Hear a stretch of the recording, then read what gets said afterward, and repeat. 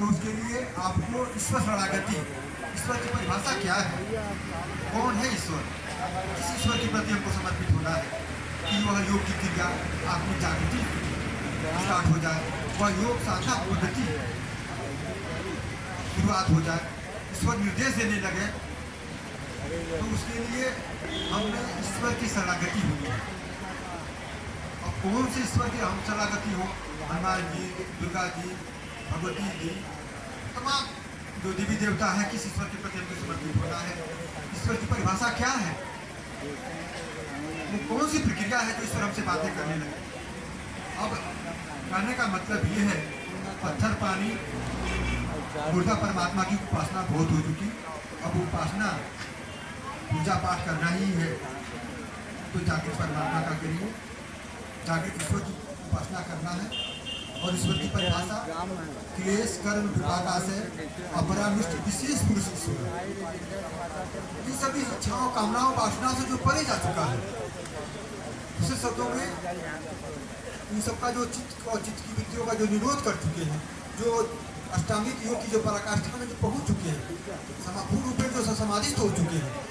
जिनके अंतःकरण में किसी प्रकार की इच्छा कामना वासना का कोई कल्पना मात्र नहीं रह गई, चित्त का निरोध और विरोध चित्त का भी विलय हो चुका है, अखिल ब्रह्मांड का मान आए परमात्मा जी के हृदय में पूर्ण रूप में प्रतिष्ठित हो गए हैं। ऐसे विशेष पुरुष को ही ईश्वर कहा गया, सद्गुरु को ही ईश्वर कहा गया। समझ गए? तो वर्तमान में जो ईश्वर से कनेक्टेड हैं, जो सब पूर्ण चित्त की वृत्तियों का निरोध कर चुके हैं, पूर्ण रूप में समाधिस्थ हो चुके हैं,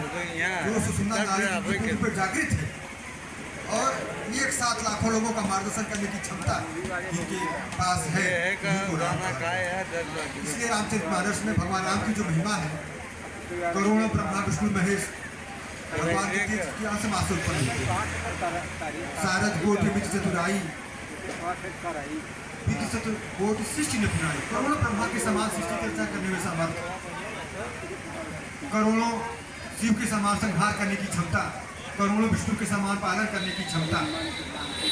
विष्णु कोट सम पालन करता। मैं अनर्गल नहीं कह रहा हूँ, प्रमाणित रामचरितमानस से कह रहा हूँ कि विष्णु कोट सम पालन करता, रुद्र कोट सम संग्रहता, ठीक है। और करोड़ों आप दुर्गा की पूजा, राम काम सतकोट सुभगतन दुर्गा कोट मितन, अगर आपको दुर्गा की आवश्यकता है तो राम की पूजा करें, तो करोड़ों दुर्गा के समान सामर्थ्यशाली है। बाहर तो हमारे एक महापुरुष हैं, भगवान शिव की पत्नी माता पार्वती के 9 नाम जो 9 दुर्गा कहा गया है, नामकरण किया गया है, उन्होंने ही परमात्मा का ही उपासना किया है।